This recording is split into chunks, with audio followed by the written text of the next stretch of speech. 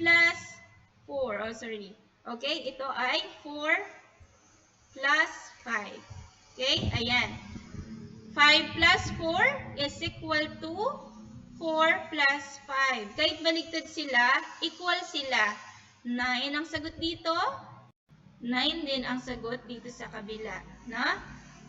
Oh, pangalawa, ito din. Okay, 6 plus 2 is equal daw sa 2 plus 6. Tama naman, kasi 6 plus 2 is 8. 2 plus 6 is 8 pa din, no? Okay, yan ang commutative property of addition. Ito naman pangatlo, 1 plus 2 is equal to 2 plus 1. Tama to. 1 plus 2 is equal to 3. 2 plus 1 is equal to 3 din, no?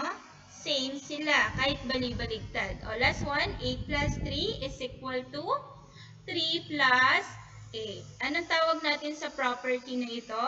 Commutative property of addition. Okay? Gets nyo ba ang pangalawang properties of addition? Magaling kung ganon. Okay, next tayo sa pangatlong property of addition. No? Makinig ng mabuti. Basahin natin ito. Si Billy ay mayroong iba't ibang laruan. Siya ay may 4 na bola, sana all, 2 robots, at 1 sasakyan. Ilan lahat ang laruan ni Billy? Okay, meron siyang 4 na bola, 2 robot, at 1 sasakyan. Teacher, ang dami naman yan. Ipag-a-add natin sila, no? Okay, ayan. Tingnan natin. 4 na bola, 2 robot, and 1 sasakyan. Pwede ba natin silang ipag-add o ipagsama-sama para makuha yung sum? Pwede, teacher, no? Pwede po, pero medyo mahihirapan tayong sagutin kasi mahaba siya. 4 plus 2 plus 1, no? Pwede naman natin siyang sagutin, no? Nang sabay-sabay, pero mahihirapan tayo pag bigger number na sila. Okay, anong gagawin natin? Anong pwede natin gawin, teacher, para ma-add sila? Okay, basahin natin nasa baba. Ipangkat ang addends sa pamamagitan ng parenthesis. Ipangkat, ibig sabihin, igrupo natin sila sa pamamagitan ng parenthesis or parenthesis. Teacher, ano yung parenthesis? Ito. Ayan. Ito. Nakita nyo ba to? Yung dalawang ganun sa baba.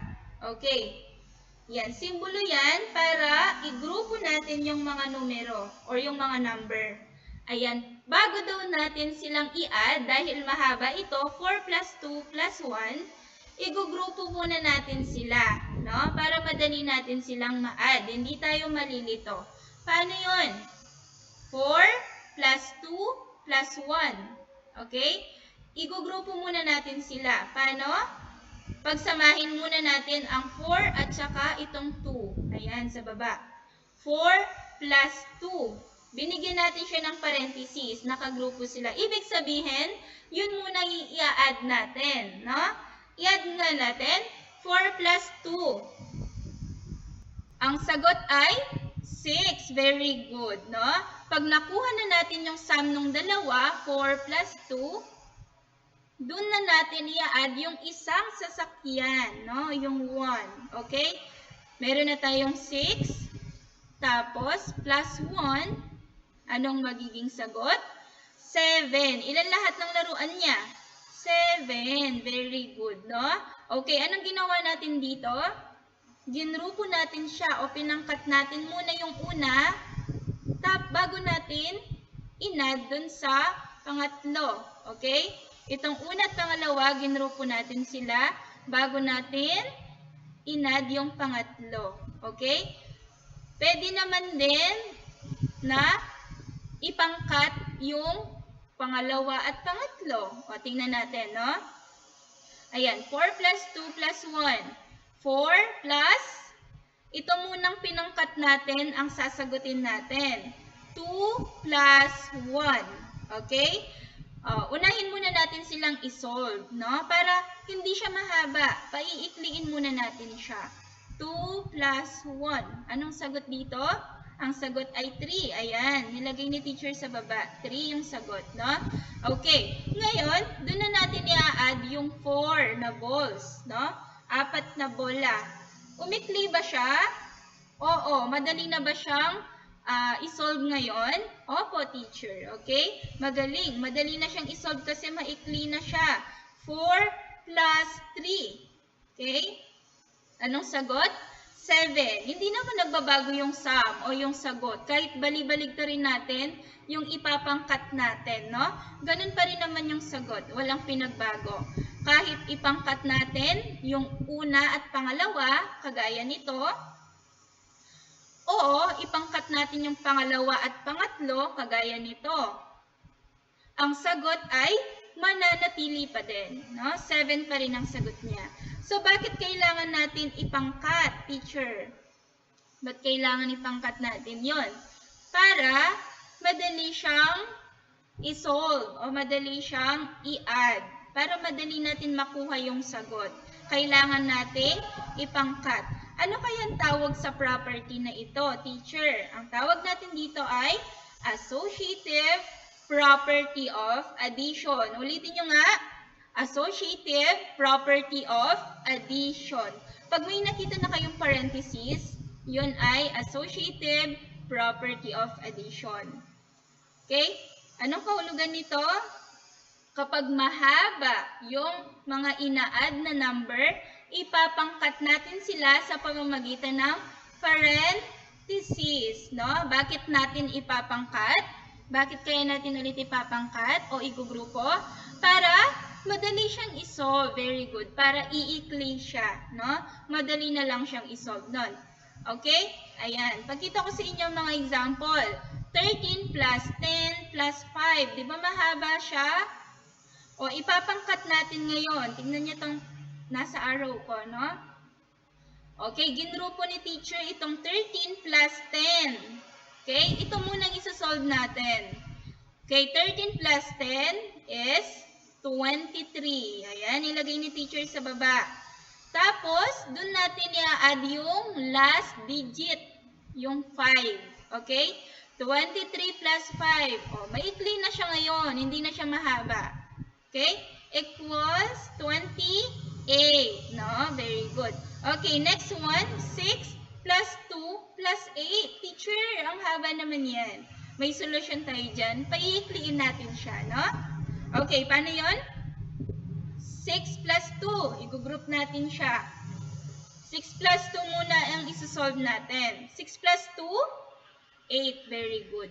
Tapos, dun natin siya i-add sa 8. Okay, ang sagot ay 16. Very good, no? Okay, next one.